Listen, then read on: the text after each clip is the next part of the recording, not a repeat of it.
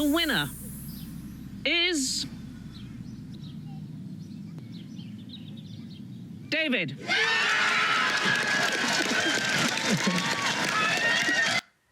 So nervous and excited. I didn't even do anything. Welcome back to the show. We're so excited. Here with us now is the newly crowned winner of the Great British Baking Show, David Atherton. David, how are you? Congratulations on the big win. How surreal was it to hear your name called in that moment? Because I'm jittery right now. Yeah, it's crazy to keep on reliving it again and again. But at the time, it was just incredible. Did you have any idea that you were going to win? Like, did you think that you nailed this one, or it was 50-50? I felt that I nailed it, but I felt I'd nailed other weeks as well, so I was not sure at all. There was definitely part of me that just didn't want to think I could have won. Well, the show has become a massive crossover hit here in the States, and thanks to Netflix, this was actually the first time we got to see the show airing somewhat at the same time as it did in the UK. Did you feel the love coming your way from the United States? Oh my goodness, I really felt the love from the US. So many people got in touch. And obviously, social media doesn't work in the same time zones, so I felt bad for sometimes people having some spoilers. But yeah, I definitely felt the love from the US. David, you made history with your big win on the Great British Baking Show as the first champ to get the top prize without ever being named Star Baker. Was that frustrating week after week, coming close but never really getting to that top prize? I think week on week, I was just so happy to get through.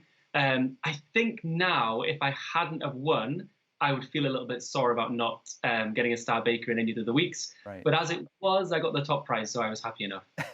You also had the best technical record of anyone in baking show history. Just how hard are those challenges? Because that seems like a pretty big feat. Yeah, they're tricky. I mean, no one finds them easy. And you can't have all the skills to be able to do all of them well. I think I work quickly, and that helps, and I work quite logically. But yeah, no, they're really tricky. That's definitely the hardest part of the baking show. I mean, baking it's like a science. It's so specific. Is there anything you baked on the show that you would never bake again, that you never even want to see again?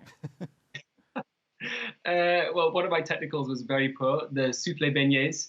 I don't really like deep frying things, so I think both of the things, the casateles as well, that also were deep fried, I won't be doing them again. Well, this is a question a lot of viewers have been debating here in the States, and I need to know what you think on it. Is the Paul Hollywood handshake overrated? I don't think so, because the Paul Hollywood handshake kind of rewards a perfect bake or something really creative. So I still think it's like the highest accolade. Last year he gave out quite a lot, and I think that kind of cheapened it slightly. Yeah. But this year there was just 4, so it was really special. And you got one of them, yeah? Yeah, I was really proud of my Hollywood handshake. Yeah, definitely. I mean, for those of us that won them, we wouldn't say that they're overrated at all. All right, can we talk about what's happening behind the scenes? Like, I know that there's drama going on. Do you have a lot of time to eat each other's, like, baked goods after judging, and do you judge them harshly? Yeah, so I mean, there's a lot of crew in the tent, and they definitely swoop in and have a lot of the leftovers. But someone actually fights them off and makes sure that the bakers get a taste of everyone else's bake. And I was quite a harsh critic. I would like to know why someone did well, or question whether someone did badly. So yeah, we all like trying each other's. The hardest job on set has to be the crew member keeping the desserts away from other people, right? That's got to be the worst job. Yeah, that one, you have to be pretty strong and dominant to be able to fight everyone off. Yeah, I'm sure. How far in advance do you know about the challenges in order to prep? So the briefs come in a few weeks before the first show, but the speed in which you have to come up with a recipe, practice it, research it, means that you don't have a lot of time to really prep. So therefore, it's then the week leading up to that weekend that you have more time to think about it and practice and refine it. And how much does it all cost? Because you pay for supplies for your practice bakes during the week, right? Well, actually, they did on Baking Show. And then in recent years, people got a little bit of money, and I think we got the most money they'd had before. So we actually did get money to go towards it. it wouldn't cover everything. If you wanted to practice something 10 times, it definitely wouldn't cover it. But we had enough money to cover our ingredients for a couple of practices. And how often were you practicing yourself? I think I practiced the least. Some of my bakes I practiced once. A couple of them I didn't practice at all before going into the tent. I think people have.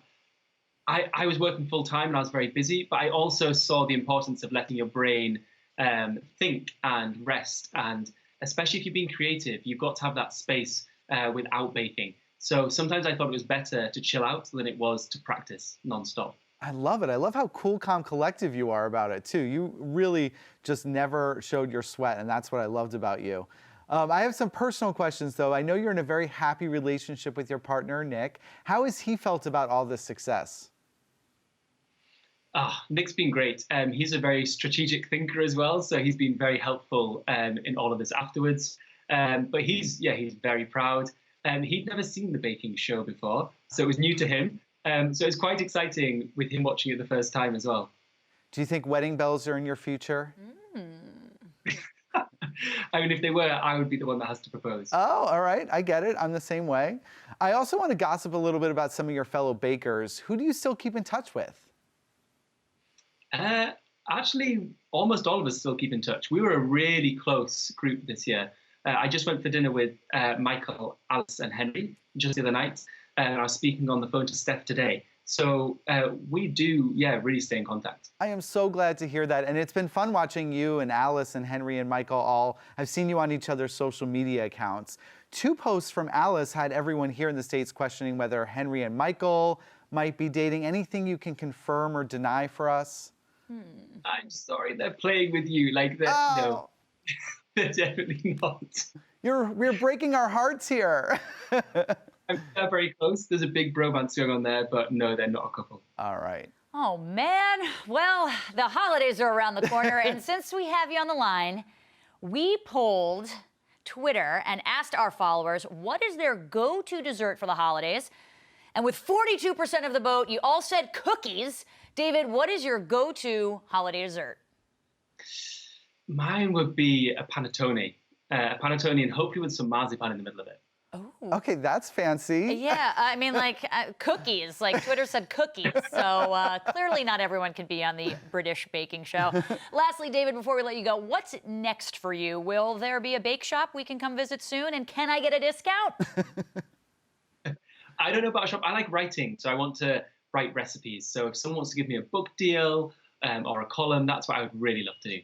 Oh, that would be amazing. Yeah, I'm kind of into that. I'm into that too. And I think it's so amazing that you're doing all this while balancing your healthcare work. You're the best. Thank you very much. Thanks, guys. David, thank you so much for joining us today. Can't wait to see what you have cooking next.